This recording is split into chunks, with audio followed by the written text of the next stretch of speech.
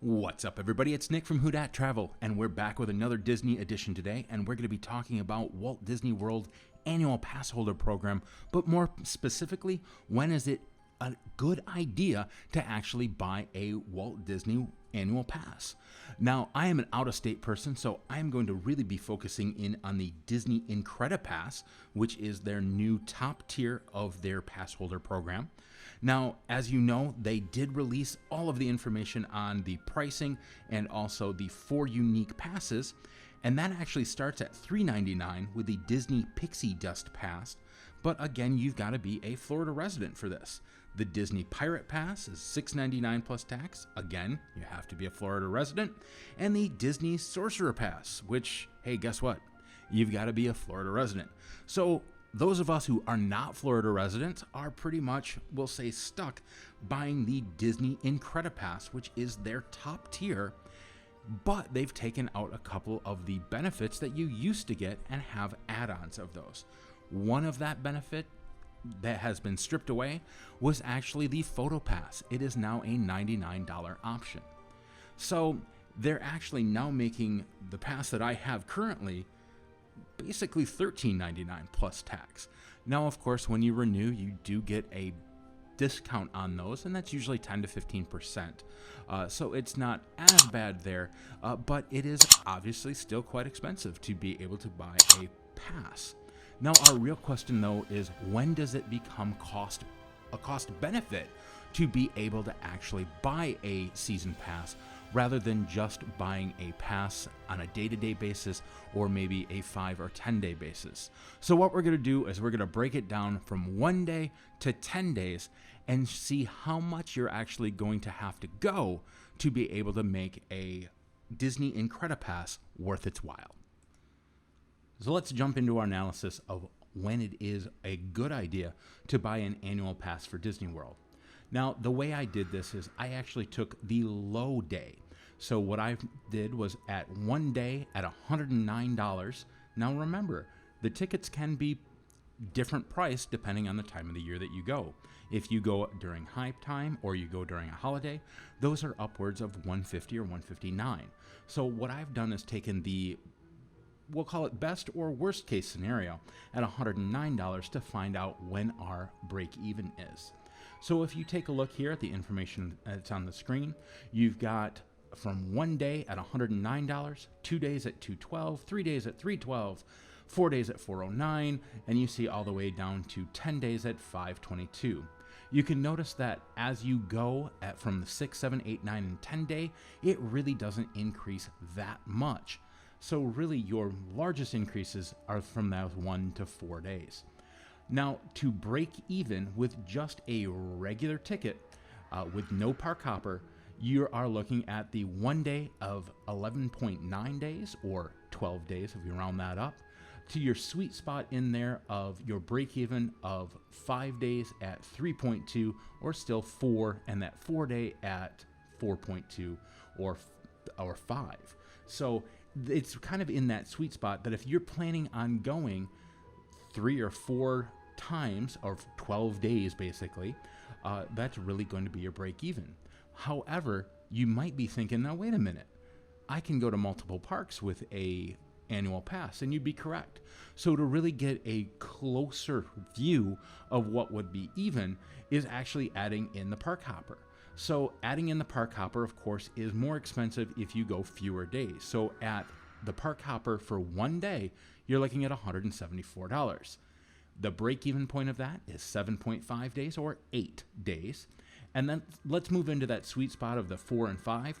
Your 4-day break-even is 3.4 or 4 days. And that 5 days is 2.6 or 3. So you got to go 15 days. Now, wait a minute. There's some more here that we can add on and look at to really bring down and be a little more even. Now, for me, big thing is Photo Pass. Now they're adding in $100 now extra. So instead of that $12.99, you are now at $13.98 for your pass total price plus tax, of course. Now in that 1 day for a Photo Pass, they do give you a deal. But let's just take a look at the Photo Pass and also the Park Hopper. So you're going to look at, for one day, Park Hopper and Photo Pass is $243. So if you were to go 5.8 times, or actually 6 days, with buying individual tickets, that's actually your break-even point. So you're starting to get, it's not all that bad. Let's move into that sweet spot in the 4 and the 5 day. With 4 days, you're looking at $663 per ticket, or 2.1 times. So a total of just over 8 days, you're going to actually come out ahead with buying the best Gold Series, we'll say, annual pass, which is really not all that bad. But again, wait, there's more. We're going to add in our parking here as well. Now, parking, of course, is $25 a day for any of the parks, and to be able to just drive in, show your pass, and move on actually isn't all that bad. In our last year in the park, we spent 33 days in the park in 12 months. We actually went 33 times. So 33 times 25 comes out to $850 in just parking that we saved. That was almost one of our, the annual passes. That is a huge amount. So taking a look here, again, one day with Park Hopper and Photo Pass, you're looking actually at $268. So again, if you've gone 5.2 times, or we'll round that up to 6, you will break even on the new pass. Moving down into that 4-day range, if you go 2 trips of 4, you're going to be paying for this pass because it's actually at 1.8 times that you would have to go. Considering the Photo Pass, the Park Hopper, and 4 days is going to run you $763. For 5 days, you're looking at $820, so you're down at that 1.7. So again, if you're looking at going just 8 days, parking and having Photo Pass, you're actually going to come ahead with getting a annual pass, which is, if you're going twice in a year and you're going to go for just during the week, travel in on a weekend, leave on the other weekend, you are actually going to come ahead with just 2 trips in 1 year. So if you can afford saving up, getting the annual pass, it actually can be a much better way to do it. Now, if you are going for long periods of time, I know a lot of you are from the UK and Europe. Hopefully you guys will be able to come back soon, and I know you guys stay for a much longer time. Some of you I've seen are upwards of the 15 and 21 days.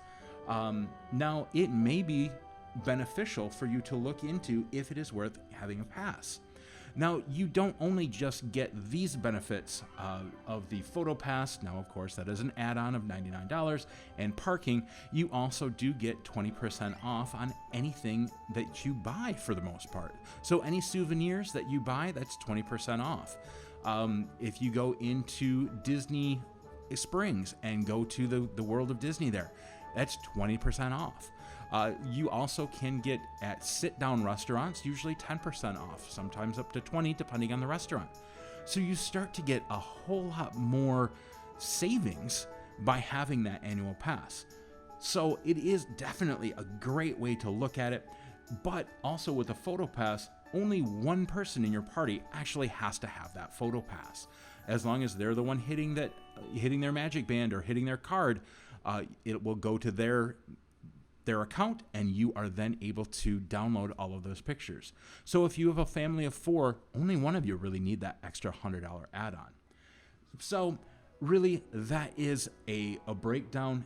If it is a good idea to get an annual pass, for my family, we absolutely believe that it is. We, as I said the last time, went 33 days in a year. That really brings down your price per trip. So we love Disney. We hope that you do too. And with that being said, I hope that this gives you an informed decision on if you want to buy an annual pass. With that being said, I hope you guys all have a great day, and we'll see you real soon.